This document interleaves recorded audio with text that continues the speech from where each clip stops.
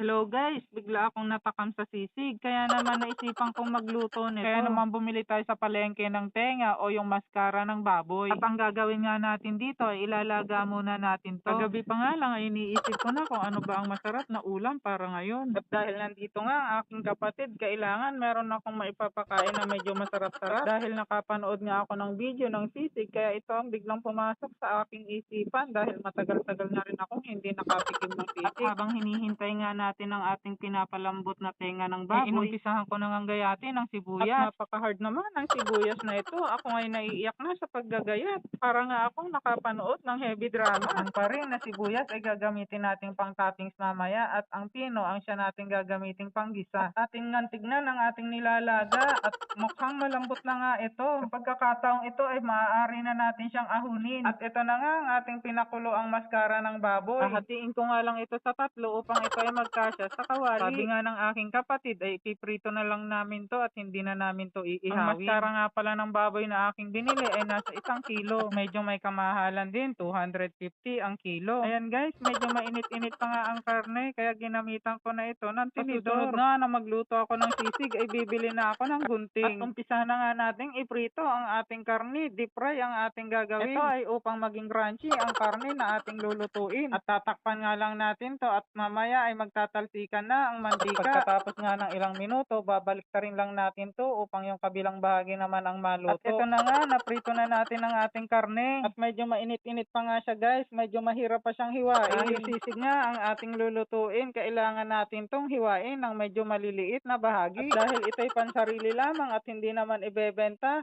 laki-lakihan na natin ng konti. At dahil 1 kilo nga guys ang aking binili, medyo matagal-tagal na gayatan ang mangyayari. Kaya nagpatulong na rin ako sa aking hipag na sabi ko, tulungan na rin ako maggayat. Akala mo naman napakadami ng aming niluluto. Sa wakas ay natapos na rin nating gayatin at ito na ang ating mga ingredients. Gagamit tayo ng oyster sauce, mayonnaise, itlog, sili, kalamansi at sibuyas. At ilagay na nga natin ang ating mayonnaise. At tayo na nga ang bahalang tansyahin kung ilan ang dami ng ating ilalagay. Ihalo na rin natin ang ating oyster sauce. Mga 2 kutsara lamang ang ating ilalagay. Ibubudbud ko na rin ang durog na paminta at saka natin imemekos-mekos ang ating mga ingredients. Pagkatapos nito ay igigisa na natin siya gamit ang butter. Napakadaming proseso sa pagluluto ng sisig. Ang dami na nating pinagdaanan bago pa tayo makapaggisa. At ayan na nga, ilalagay na natin ang pritong maskara ng baboy. Dahil ito ay naprito na, konting gisa na lang ang ating gagawin. Saka natin ilalagay ang sili. Ilalagay na rin natin ang paring na sibuyas na ating ginayat kanina. At ihahalok na rin natin ang itlog. Mga 2 itlog ang ating ilalagay. At mukhang napakahusay ko na nga magbitak ng itlog. At sa puntong ito, hahalu-haluin lang natin siya. At pag medyo luto na ang itlog, ay maaari na natin itong ahuni. At mukhang mapapalaban na naman tayo nito sa kainan. At eto nga't luto na nga ang ating sisig. Tara, kain na tayo.